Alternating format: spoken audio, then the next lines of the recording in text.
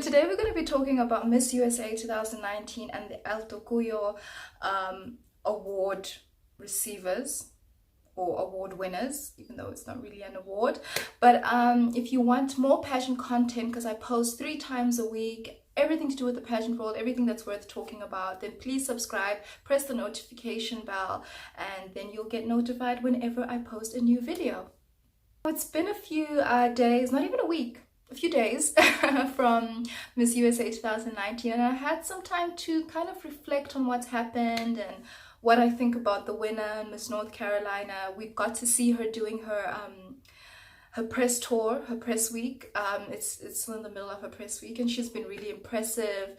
And we've just, we're in the aftermath of Miss USA 2019 and what's happened. Now, one of the biggest things that happens in pageants now is El Tocuyo. I mean, it's been happening for a long time where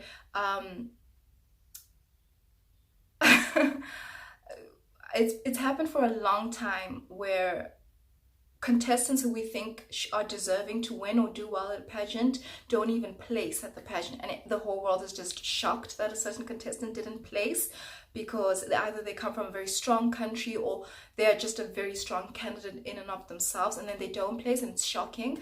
But now we have a name for it. It's called El Tocuyo, and that's obviously thanks to Miriam Habach, or Habach, I don't know how to pronounce her name. Miriam, who was Miss Universe Venezuela 2016, and you can Google her or YouTube her to find out the whole story about her. But she was from Venezuela. She is a pageant queen, very experienced. She had entered 8 pageants. She had been in 8 pageants by the time she got to Miss Universe. That's a lot of pageants, 8 pageants. And she had won each and every single one of them in Venezuela. That is an incredible, incredible feat. So, besides that, when she got to Miss Universe, it was held in the Philippines. Her walk was amazing, runway walk, her runway walk in swimwear and in evening gown was spectacular. She was a standout. Anyway, long story short, she didn't place.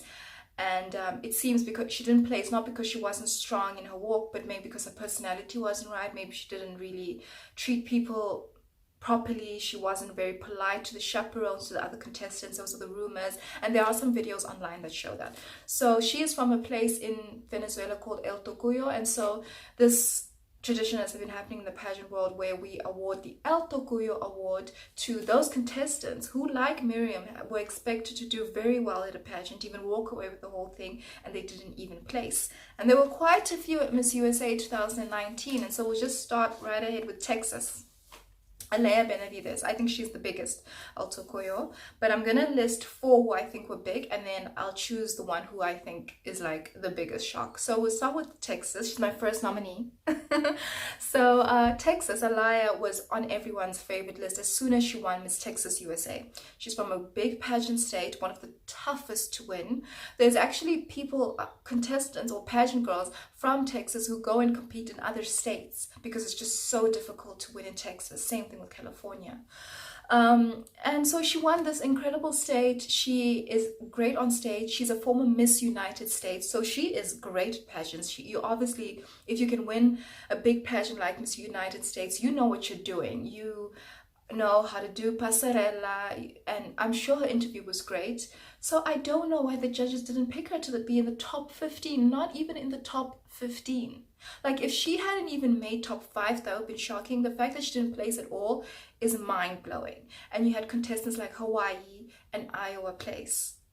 Those 2 are shocking. And okay, this is what I think. I don't know for sure, but I don't think that the judges saw Hawaii or Iowa as Miss USA material. Like, I don't think they genuinely saw those girls winning Miss USA. And in my mind, at pageants like Miss USA and Miss Universe, when the caliber is so high, you should only put in the top 15 or the top 20 contestants who you really think could be Miss USA or Miss Universe, the title holder. Don't just put in girls there because they're nice or because you like them or you're trying to make a statement. And I don't think that anyone, including the judges, saw Hawaii, saw Iowa as Miss Universe. I mean, as Miss USA. And yeah, and then also as Miss Universe. but they're just put there and then they didn't make the top 10. Of course they didn't make the top 10. And similar to what happened at Miss Universe, where you have that, where we had the top 20 and then we have 5 from each region and 5 wild cards. And then they had contestants such as Hungary, and who else did they have? They had Belgium, and there was someone else who was like shocking that was there from Europe. I can't remember now. And they had Jamaica and others who, come on, they were never going to win. And then they didn't make the top 10.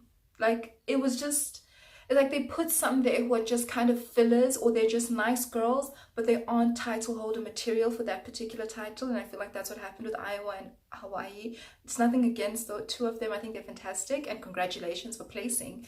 But, and then you leave out people like Texas.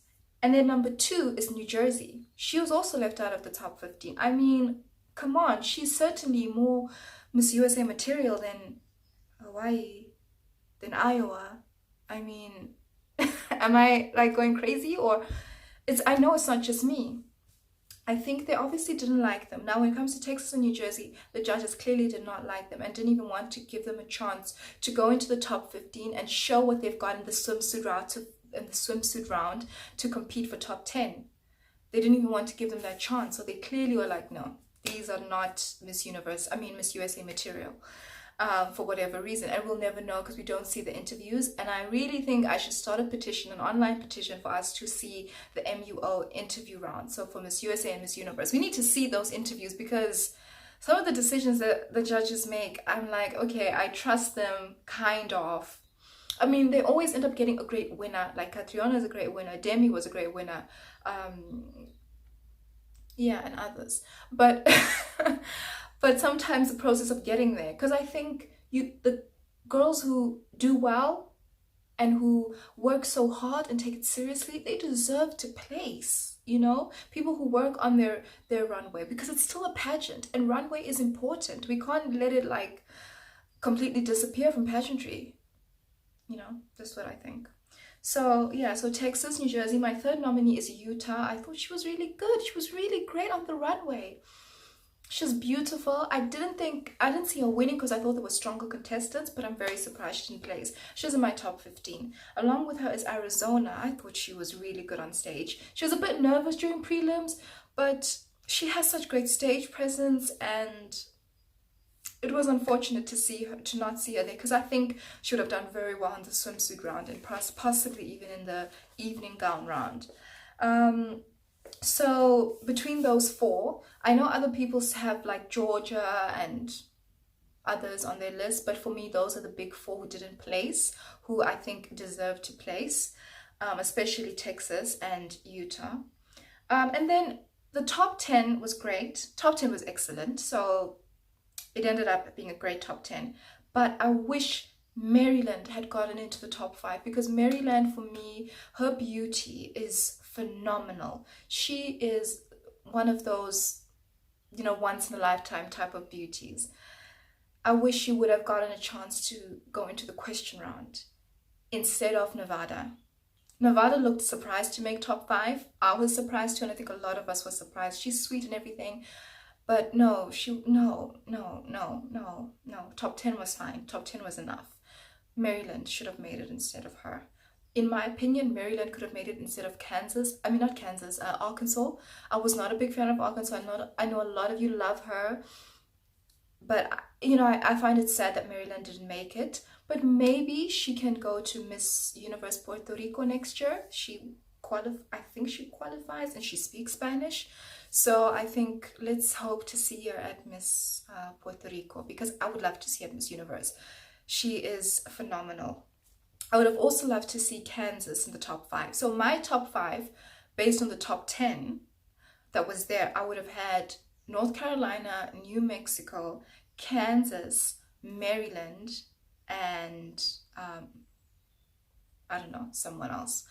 But I was not a big fan of Oklahoma. No, I could have done without her. Not a big fan of Nevada in the top 5, and not at all a big fan of Arkansas.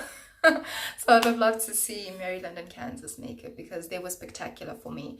But anyway, that's just my small opinion. So it's a little bit of an El Tocuyo for them because I really think they deserve top 5.